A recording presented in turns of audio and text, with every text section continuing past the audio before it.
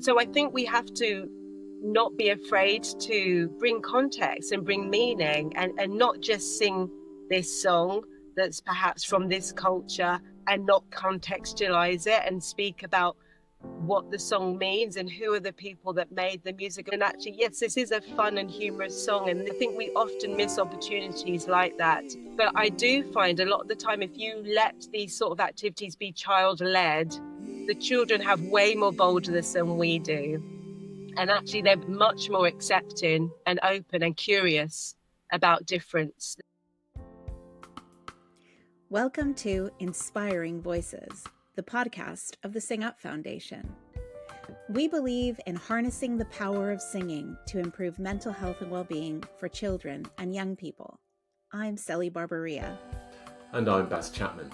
In this series, we've paired guests from different areas of research, practice and strategy to make connections and to understand more deeply the unique role of singing, songwriting, voice exploration and creative music making in transforming children and young people's mental health and well-being. This second series focuses particularly on how we can inspire young voices, and especially on how children and young people who have particular challenges in their lives that can affect their mental health can be supported through singing and music making. Inspiring Voices, the podcast of the Sing Up Foundation. Please remember to subscribe and leave us a review on Apple or Spotify. It really will help us to get the word out. Thanks for listening, and now on with the show. Welcome to another episode of Inspiring Voices. In this episode, we're going to be looking at racial and cultural issues, how they can impact on children and young people's mental health, and where singing and vocal work can either be affected by these issues or could provide solutions. Celi and I are joined for this conversation by Luqman Ali and Natasha Hendry. Luqman is the co-founder and artistic director of Khayaal Theatre Company, the UK's first professional theatre company dedicated to exploring Muslim literature and culture through contemporary performance. For over 25 years, Luqman has pioneered inclusive approaches to arts education. His work bridges traditional wisdom with modern practice, creating spaces where children can celebrate their cultural identity while building confidence and belonging through creative expression. Natasha is a music psychologist and PhD candidate whose groundbreaking research explores how racial barriers in music education affect children's mental health and well-being. Having worked as a professional vocalist in the music industry before moving into academia, Natasha brings both lived experience and rigorous research to understanding how singing can heal and empower marginalised young people. Her published work on whiteness in music education and her person-centred social activity model are helping to transform how we support children's well-being through inclusive musical practices. Welcome to both of you, and I wonder if we could start by just hearing about how you both have been connected with Sing Up in various ways. Natasha, perhaps we'll start with you. So my original connection with Sing Up was actually meeting Michelle James, CEO of Sing Up, at the Music and Drama Expo.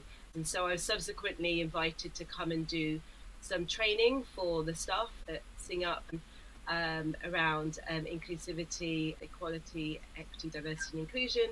And then later actually was really privileged to be invited to join the board as well.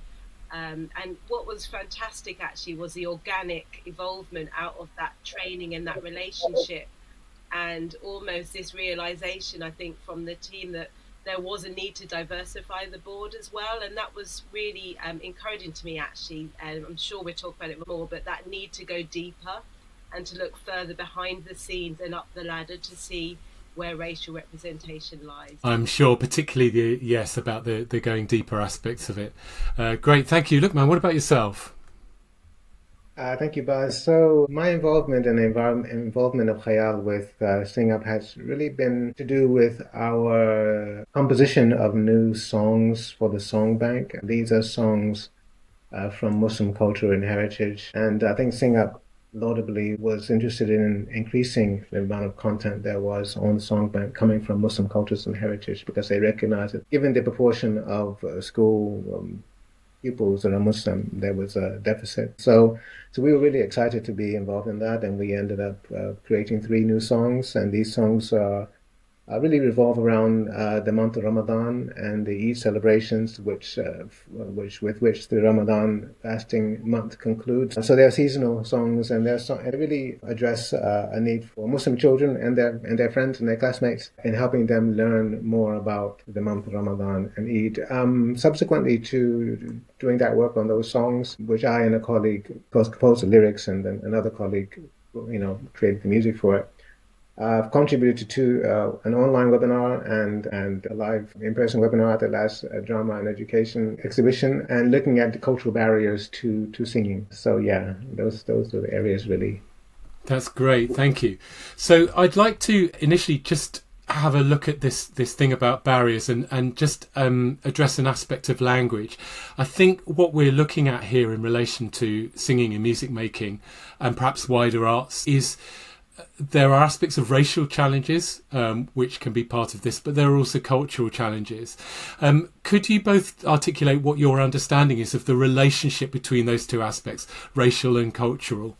Well, I think coming from where we are in the space we are working, particularly with Muslim communities, I think there are both cultural and racial barriers. Cultural insofar as the Muslim communities in the UK are very diverse and comprise many different cultures, and these are, if you like, minoritized or minority cultures, and really covering a huge expanse of the world. And then within those communities, they generally are all non-white. So mostly in the case of the UK, come from India, Pakistan, and Bangladesh. But beyond that, there is a huge diversity of people of African heritage, of other Asian, South Asian, Arab, Turkish, Iranian. So it's huge. So right now we're dealing with both those issues constantly, both the racial and the cultural, and the intersection between the two. So it's a little bit difficult in our case, to separate them, because they sort of are interwoven in a way.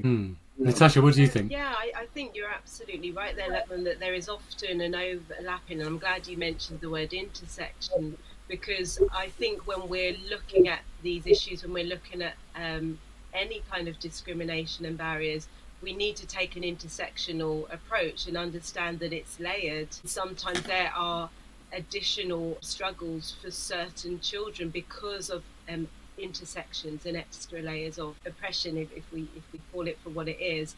But I do like to make the distinction myself between cultural racism and anti-blackness, which is often the area that I'm working in.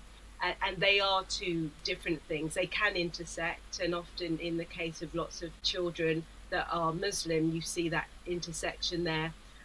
But at the same time, there is a very distinct difference, and a lot of that is around visibility, and some of the extra barriers that come with anti-blackness as a specific type of racism can be overlooked when we're only addressing cultural racism. And I think sometimes because of the fact that skin colour is something that's visible all the time, and so the absence of it, for example, in materials around music education, can be very much seen by dark-skinned, by black and brown children, whereas sometimes including something that is culturally relevant may actually be accessible and culturally inclusive, but may still exclude children that are black and brown. And so I think it's important to know that there are extra layers, and some ways we have to address the two differently because they bring different challenges.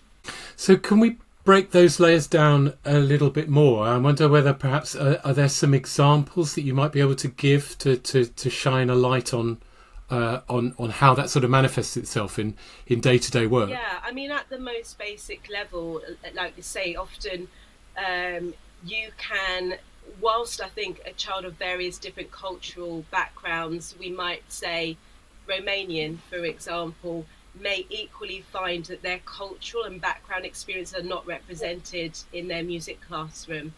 What they will often see is music teachers or people in content and musicians that at least look like them. And so there isn't that full representation, but there is a mirroring, there is a sense of, I can be in this space. And to put it simply, for a lot of black and brown children, that simply isn't there. Or when the visual representation is there, it can be something very far removed from them, which can sometimes cause even more discomfort and alienation. I was at a conference recently where within the music education content, the only place that we saw black faces was actually in a village in one of the African countries with people wearing grass skirts, and that was relevant for traditional and folk music and in that context, but was highly irrelevant to black children in a classroom, and brings a certain sense of uncomfortableness. If this is the only way that we're seeing something far off, exoticized, othered, then where do we fit? That sense of being able to appreciate your blackness or your brownness and your Britishness, and how can I make sense of those two identities in my own classroom. I can speak from personal experience on this in relation to my work as the cultural leader, as an artistic director of a theatre company, being Muslim, but also being, in my case, African American or being black. We have anti-black racism issues within Muslim communities, which affect people of African heritage in the diaspora, whether they be Black African, Black Caribbean, or African American in my case. So there are huge issues. I mean, I think the Muslim Census is one organization which did some research on this, and they found the levels of anti-Black racism very high in Muslim communities. That has adverse knock-on effect for people like myself, because the cultural system in this country sees Muslims through the lens of the Indian subcontinent, really. So if you are not from the Indian subcontinent and you're Muslim, because you will be a minority within a minority, the cultural sector will give preference to the Indian subcontinent for Muslim representation over, say, the Black Muslim representation, because unfortunately arts and culture are politicized, and so there's much bigger bang for your buck if you're inclusive in relation to or give recognition to Muslims of Indian subcontinent, but deprioritize or treat as less deserving Muslims coming from other heritage. I mean, now that we're talking about sort of all this intersectionality, I was also going to ask, like, if we put another layer on top, which is about immigration and recent immigrants and young people who come from immigrant families who maybe their parents don't even speak the language, but who are having to deal with all these issues themselves in schools and in their lives. Yeah, I think that's really important. A lot of my research, initially the first piece of research I did was on the whiteness of the school music system, and one of the things is how we're catering in a way to a majority by giving a narrow perspective, and how even within diversity spaces we can do the same, and we can miss the nuances and the individuals, and it's so easy to just do what's easy because this is most children. And I think it's really important to look at those intersections. In fact, I think if we're really serious about doing EDI work and talking about well-being and good mental health, it's in the corners, in the hidden corners and the blind spots that we need to go searching to find those children that are potentially being overlooked. And where we're fairly incompetent is actually supporting young people who are going through the immigration system. We're very unaware of what their needs, of what their trauma is needed. Even within the mental health space, there's not a great deal of cultural competency, even when you're trying to deliver interventions. And so it's really important to look at, what we know, but not assume because we know a bit, or even if we know a lot, that applies to all young people when we're trying to support them.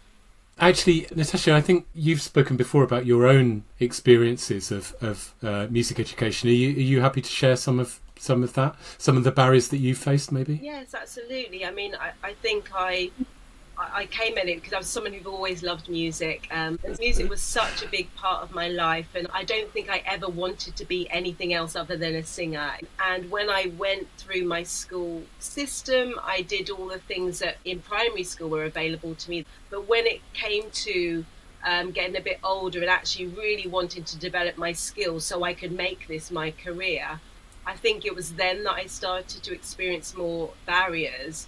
Whitney Houston, my idol, being an 80s child, and I just wanted to be her and sing like her. You know, this was my role model and the route and the way I wanted to sing, but I couldn't find anywhere that would train me to help me to sing like her, or even showed some of that sort of music or that sort of style. And I was just in that cohort at school when they stopped giving free singing lessons, which, like many other families, that had a real impact on my accessibility to the arts and developing some skills that I really wanted to have. I took GCSE music, really feeling like I was a little bit behind many others who could read music and play instruments.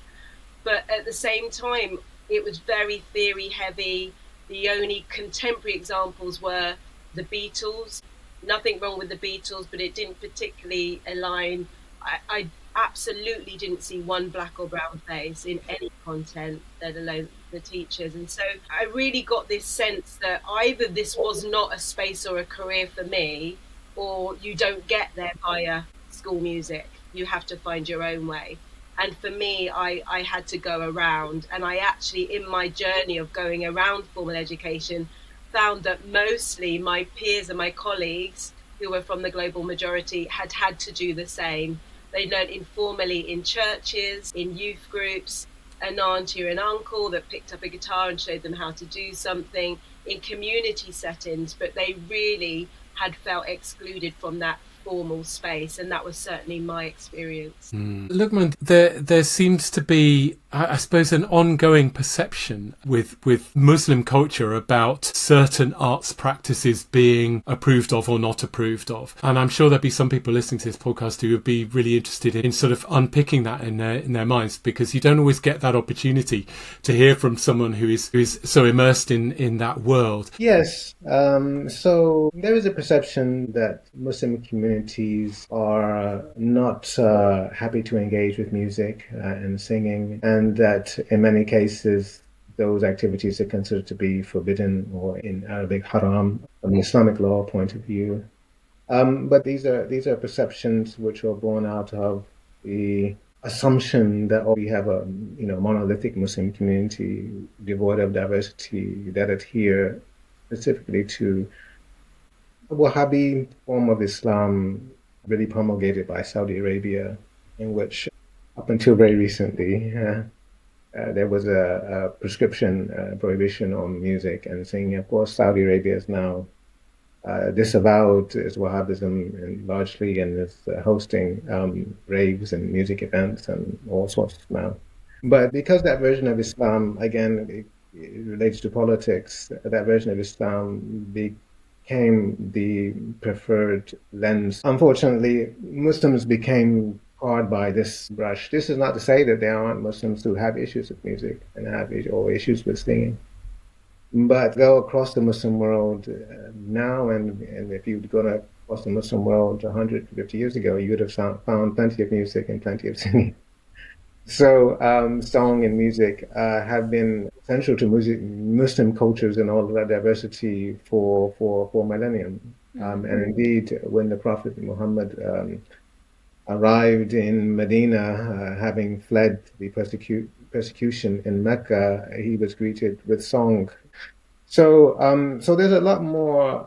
There's a lot more diversity. There's a lot more nuance when it comes to music and singing than a lot of people think. And when you have right-wing think tanks in this country write reports monolithizing the Muslim community as being against arts and culture, against music, against chess, and all this type of stuff, and by doing so, suggesting that Muslims are backward and culturally underdeveloped and so forth. These types of perceptions, unfortunately, have endured, and still many people would benefit from a much more accurate and a more nuanced appreciation of the diversity of Muslim communities. Throughout the Muslim calendar, you're going to have occasions many times in a year where there's going to be singing in mosques and there's going to be engaging with music. And I've written for Sing Up a guide to show how different sections of the Muslim community relate to music. and what is behind some of the reservations and restrictions. And there is a understanding within Muslim cultures. Their music is a very powerful medium. As a father, I can see in my own children how music has been positive in some senses, and I can see how it's been negative in some senses. And in terms of the types of music coming from the African American point of view, a lot of African Americans are not too happy with some manifestations of African American music, in terms of the vulgarity and so forth. And so in Muslim communities, you will find mirroring type of reservations towards music. And so I think a greater understanding of those issues would help people to see the opportunities for contributing to music education and supporting the musical aspirations of Muslim children, of which there are many in our experience. Yeah. So a theme that seems to be emerging quite strongly already is around the complexities of this, and how even a well-meaning but not very well thought through approach can potentially end up doing more harm than good. And I think we'll come on to sort of practical things and positive ways forward in a bit. But if I could just ask you both to perhaps just talk about what your observations have been of the impact on mental health and well-being for young people of facing some of these barriers, particularly racial and cultural barriers. We know that that where there are intersections of ways that people feel marginalised, it can have a compounding effect on their mental health and well-being. How have you seen that manifested? It's interesting to me, actually, just hearing Luqman speak. It's actually refreshing, I think, that acknowledgement of the power of music. I think sometimes that's underestimated, and particularly in an education space, it's just something that we learn. It's a practical skill. We're learning to play the notes, and perhaps not enough attention is given to the holistic nature of music making and what else that can bring. I think one of the things that is useful to plug into what we call in the academic space, I suppose, linking singing with well-being is the paramusical benefit, which really speaks about a multitude of different overlapping elements, if you like, or factors that some are musical, some are perhaps neurobiological, some are psychosocial, some maybe are even spiritual. But there are all of these things that are part of, and particularly that's very much specifically to singing as well. We realise that at our fingertips within schools, we have this enormous resource for well-being to support young people that isn't being tapped into, that's free and that is there. And at a time in the world when we know that young people are overwhelmingly being impacted by negative mental health issues, by stress, by school refusal, by anxiety, by depression rising in young people. And I think that we would do well to sort of understand that there are all these well-being benefits that come with singing. Some of the ways I think are less talked about that I've personally witnessed, that are almost more powerful, particularly given the conversation we're having today, is the sense of group identity and social cohesion that can come with singing together. And so when we're talking about having a lack of belonging or feeling on the outside of something or not fitting in, this singing together straight away brings a cohesion and a group identity and a sense of self-identity, which we know is directly correlated with good mental health. We know that a positive social identity, a positive personal identity, and a sense of group identity and the belonging that brings directly positively impacts physical as well as emotional well-being. So they are the ways that I often see young people coming together that have many differences, and even in that music space can feel excluded, but suddenly with bringing voices together, even regardless of the content and the words, actually can experience some of those paramusical effects. That's powerful to me. Inspiring Voices. Interlude. We all know that singing brings people together. But on Sing Up Day, we can unite the entire world. Sing Up Day is back, and the 18th of June marks the 15th anniversary of our global singing celebration, and you're invited. This year's empowering anthem, In Me I Trust, is all about self-belief, trusting in ourselves, and tapping into our inner strength. Have a listen. In me I trust that I'm enough. I will not hide my sense of pride. I know I'm loved, I'm lifted up. So I'll choose this day to celebrate. Now switch it up. Whether you're a school, community group, choir, or just friends who love to sing, Sing Up Day is for everyone. Register for free as a Sing Up friend, and you'll instantly get everything you'll need. All the song's audio tracks, lyrics, interactive whiteboard and score, teaching materials and activities including an assembly plan. Plus, this year, we've also got a special songwriting project and a rap writing activity written by Rap Club founder and previous Inspiring Voices guest, Ben Turner. Don't forget to put your group on the map. Literally, add your celebration to our interactive Sing Up Day map and send in your performance of In Me I Trust to shine in our worldwide DigiChoir video. Join in with thousands of singers for our global singing celebration. Jump on over to singup.org/singupday to grab your resources now. Sing it. Sing Up Day, the 18th of June. Add your voice to our global chorus and celebrate the power of singing. On with the show. During the pandemic, David Harewood, the actor, contributed to a documentary which was very interesting because they explored the concept of weathering. And this is where chronic exposure to racism and its associated social and economic disadvantages can accelerate the aging process and negatively impact the health of marginalized groups. And this is something that I think is too little understood in the wider society, this weathering. When you, throughout your life, experience racism, sort of exclusion, and you receive the message that you deserve less belonging, less acknowledgement, less recognition, it has a very corrosive impact on a person's well-being, psychologically, culturally, spiritually, biologically. And now science is revealing even much more about that. You know, I've learned over, certainly the last 20 years how to see the how that's reflected, how that's manifested, how specifically attitudinally and interpersonally and socially, you place a person in this sort of fight or flight modality, which really just constrains and delimits their potential and really curtails their ability to fully benefit and contribute to society at all levels.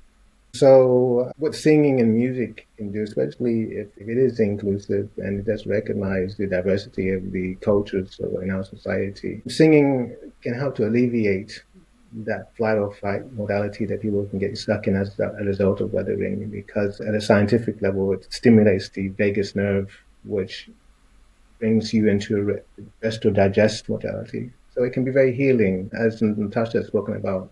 If you add to that the social cohesion and the increased sense of belonging that comes from people sharing in the singing and music, I think we should maximize the potential that it can play in helping people to antidote the impact of the weathering which they are experiencing. Natasha, I know that a lot of your research has picked up on many of the things that Luqman's talked about there. You talked about the fact that a lot of these things that young people from marginalised communities struggle with when they're younger, they're not even necessarily aware of, or maybe only become aware of when they're in adulthood, by which time, kind of the damage is done. Can music making and singing only ever be to heal the wounds or the weathering, or can it become more than that, more than a kind of more than the antidote? No, I'm really glad that you asked that, because I was just thinking about this. I feel like there's two jobs for us to do here, and one of them is to reduce harm and to start doing that straight away and bring in the healing that we spoke about. We know now, what we've experientially known, you're quite right, Luqman, that neuroscience is putting it down on paper. We've known it, we felt it in our bodies, but actually we have the explanations now of what that's actually doing to our brains, and the hypervigilance and living with that over long term, that the effect it's having on racialized communities. So we absolutely need to support and heal and reduce harm. But I also think we have the job of promoting social justice as well, and this speaks to the systemic side of it, because don't get me wrong, when I'm speaking about those wonderful benefits of group singing and the cohesion and all of that absolutely exists, but just singing songs together isn't going to fully heal, and it certainly isn't going to dismantle racism. So at the same time, what we have to do is occupy spaces bravely and challenge. We have to challenge the systemic issues that go on. We know that children in poverty are overwhelmingly racialized children. And so we, yes, need to support them and bring healing now, but we also need to look at prevention. We also need to look at how we can stop these cycles from repeating, and how institutions can make the changes to not just perpetuate this as it always being an issue that we're constantly trying to patch up. And I think some of that is around realizing where there is overwhelmingly whiteness. And when I speak about that, I don't just mean white bodies or white racial identity, but I mean the ideology that comes with that. And there's so many wellbeing music educators who recognize that their pupils are in need of support, and they're not being helped and supported. They're not being equipped. They're not in their music teacher training being given the things that they need and the resources to do this work to reduce harm. And so that has to be in the background. Who is writing the curriculums? Who is writing the recruitment criteria for teachers? What are the issues that are blocking us changing the power dynamics and changing the gatekeepers? If we want to change perspectives, if we want to be able to really have meaningful change, the power has to change hands. And that's not something that a lot of people are going to sign up for or are going to publicly want to agree with. And so it's a longer job to do. So for me, the immediate issue is let's heal, let's support, let's reduce harm. But we mustn't sort of give up the fight to really address systemic change and come at it with an anti-racist social justice stance. Have either of you got any examples of this really starting to work well?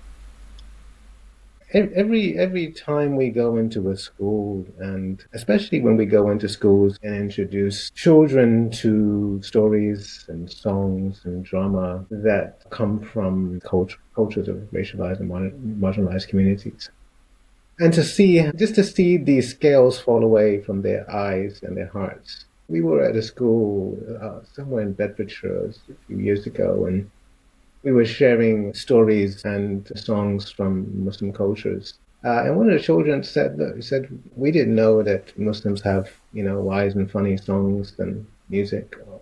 We just told that Muslims want to blow up the world. And, we've had many experiences like that. And so for us, every opportunity that we have that we're able to take advantage of to dispel misconceptions and to really help people to see the other as reflections of themselves, albeit with a bit more melanin. So yeah, I mean, and we do this work day in, day out, decades. As Natasha said, the social justice issue is one which is, especially right now, I mean, we have a situation where people are trying to roll back the gains that so many of us have fought so hard for. Every day I'm in a context where I'm able to dispel misconceptions and to win people's hearts over to the oneness of the human experience once we remove all of these artificial and imperialized borderlines that were really created for the purpose of dispossess people of their wealth, dispossess people of their land, dispossess people of their dreams, dispossess people of their memories. And even to this day, no one's held their hands up to say, look, we created a disaster. We ruined the lives of millions of people.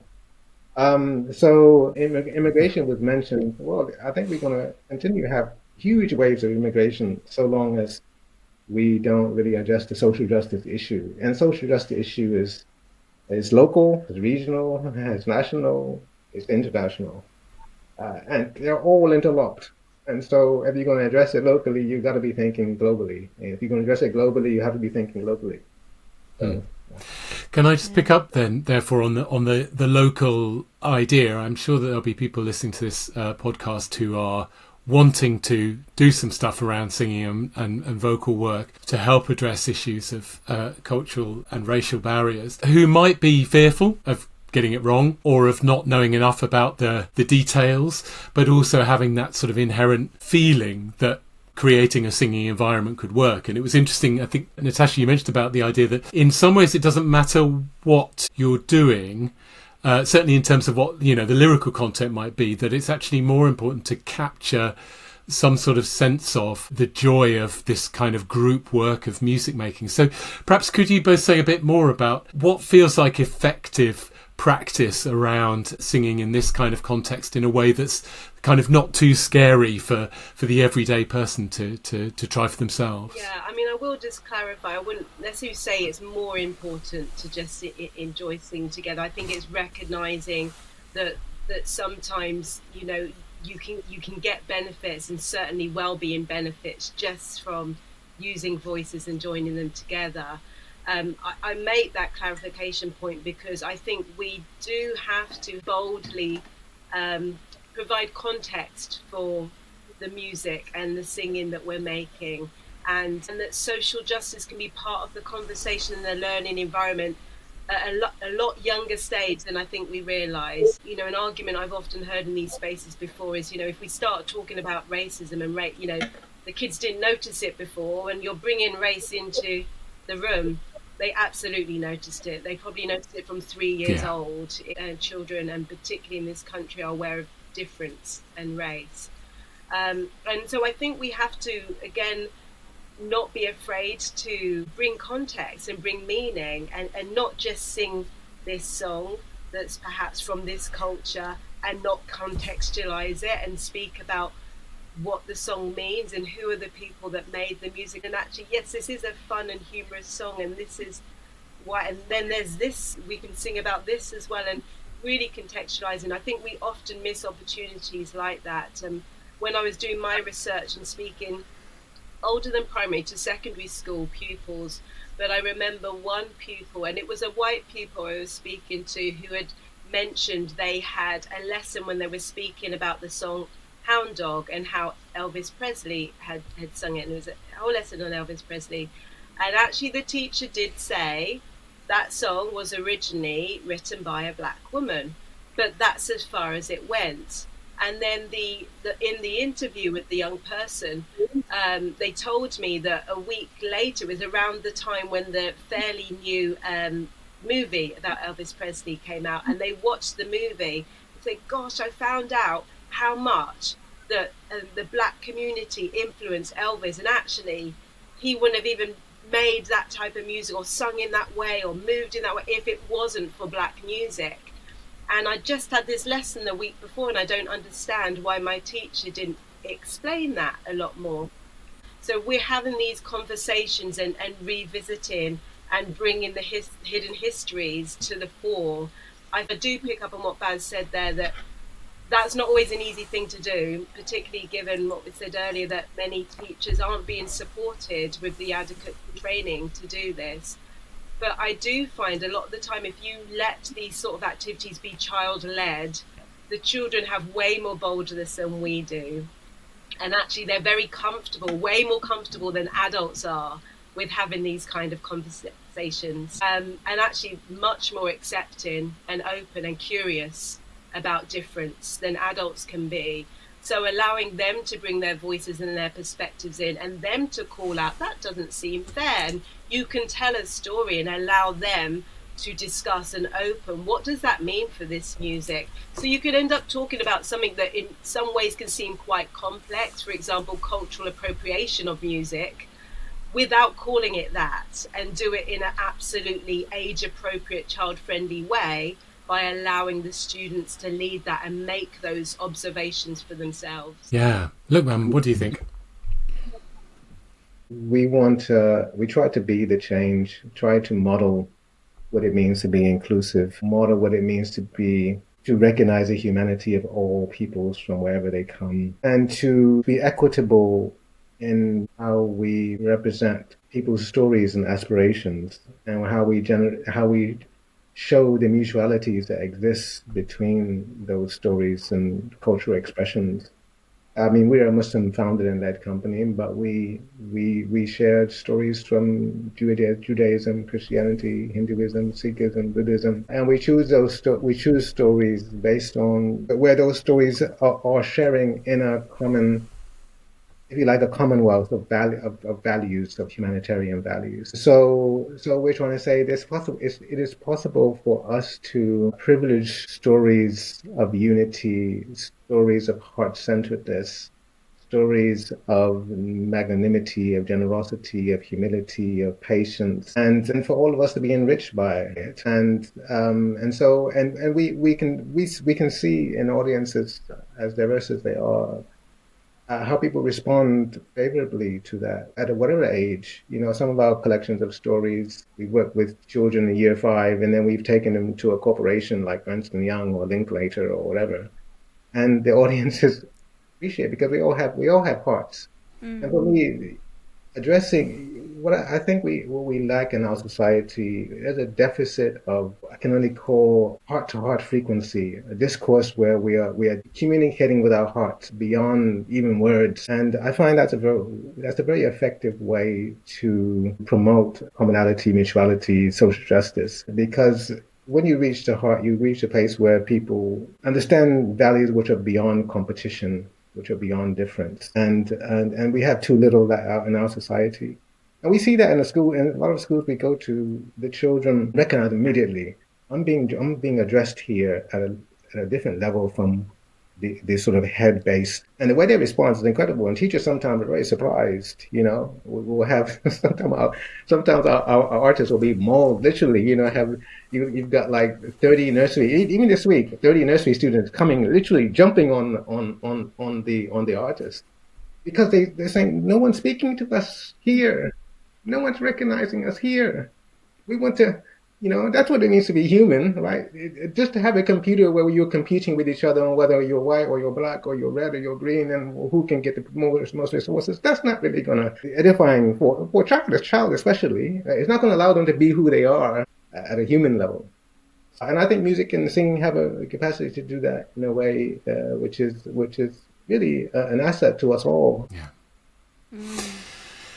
Well, on that beautiful note, I'm going to move us to our final question. This is something that we ask of all our podcast guests, which is to share a particularly inspiring vocal moment from your life, either which was your own experience or something that you witnessed. I think a moment that stands out for me was the moment when the crowd in Manchester, actually following the bombing at the Ariana Grande concert, broke into this "Don't Look Back in Anger," started singing that. So one woman started singing that song, and then suddenly you had the whole crowd singing it, following the 2-minute silence.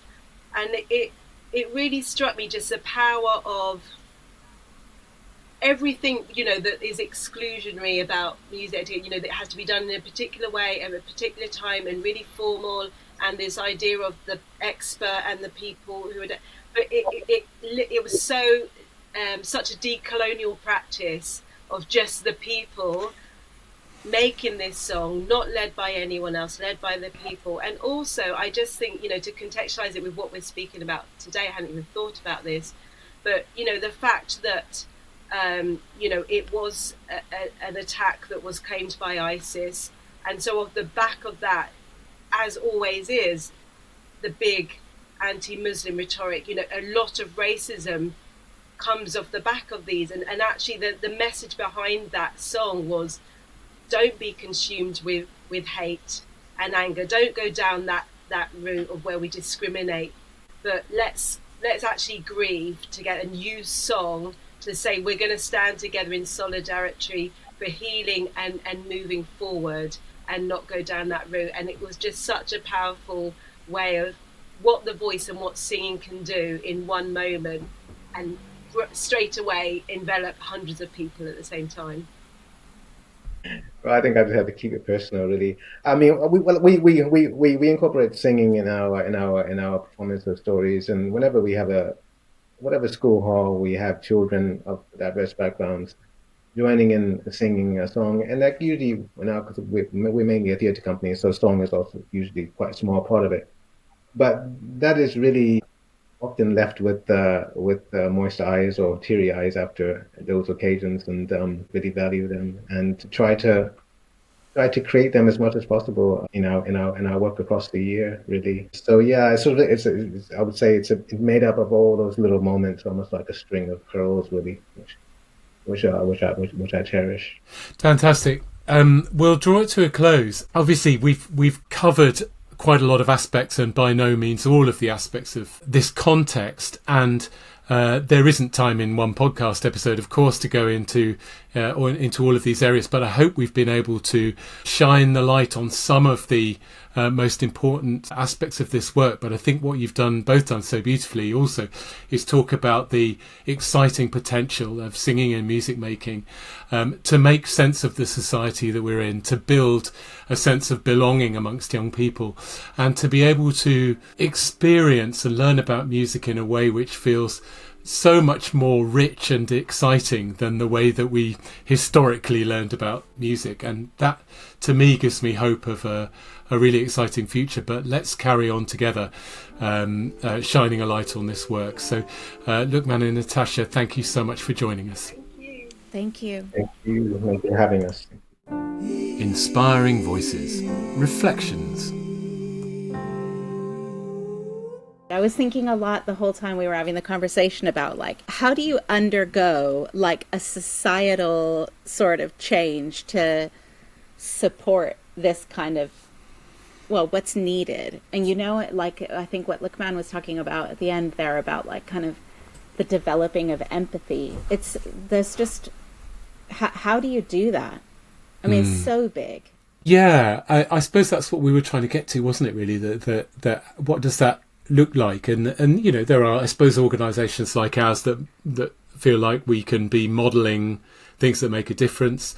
I think Luqman's Theatre Company has been for years celebrating so much about Muslim culture that is hidden to a lot of eyes. I suppose what Natasha was saying is actually we need to be a bit more activist in our approach. It's interesting, though, you know, like, I was thinking about, if we're, you know, talking about Latin music, there's like Latin music, you know, that's all sort of cumbia or, you know, so, but actually not even considering the fact that, like, there's lots of amazing modern music from South America, from Africa, that, like, actually maybe that's also part of it, is actually flagging up the current cultures from these places, like, not making it kind of as part of this exoticization, like making it current, making it about what's the modern culture in these places. Yeah, and everybody has their own culture as well. They might have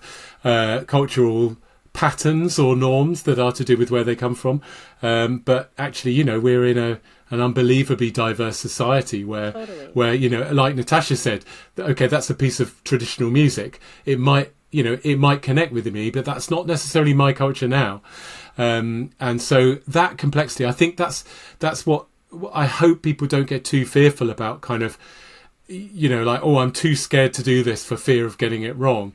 I think it's much more about celebrating that joy of making music together and understanding context that make it make sense, and that feel then like it's an inclusive and safe space. Yeah. Anyway, what were your experiences? My family is from South America, but from my musical experiences, I never had any South American musical experience, really. You know, I mean, I'd hope that now schools 30, 40 years later are much different. But interestingly, you developed a love of singing, I suppose, despite that. Well, no, I mean, I think I always loved singing.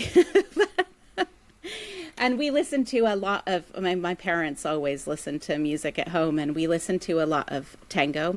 But we also had, I think one of the beautiful things about growing up in a immigrant community is the amount of different immigrants that all kind of gather together. So where I grew up, we had Peruvian friends and Chilean friends and Brazilian friends, and all the kind of immigrants would bandy together. And so I had kind of in my musical life at home a really rich South American experience of all of the music from all of our family friends from their lives. But that was like kind of not formal lessons or anything like that. It was singing songs that we heard at home. Wow, that's so interesting. I've known you for however many years, and I never knew that. 15 years? I don't know. How long have we known each other? Oh, gosh. I think it's more like 20. But you know what? One thing it does make me think, oh my God, it is more like 20. One thing it does make me think is that when I was, because there's a really huge South American community in London, and I was doing some research, and I found that there are these young people from South America that are doing amazing kind of cross-cultural music that they're all creating. And, I think it just really makes you think that giving young people the tools to be able to create their own modern mixes of what they hear at home, what they hear in the environment around them. I mean, I think if we lived in a world where we could support young people to have all the tools at their disposal to do the songwriting, to be creative, to explore their own sort of musical environment in their own way, like, wouldn't that just be beautiful? Wouldn't it just? We hope you enjoyed this episode of Inspiring Voices. Please remember to subscribe and leave us a review on Apple or Spotify. Videos of each episode are also available on Sing Up Foundation YouTube channel. For more about us, and to access our library of resources or to donate to support our work, please visit www.singupfoundation.org. Thanks to Becky Owen and The Refuge for our beautiful podcast music, specially arranged by Becky and adapted from her song Anemone.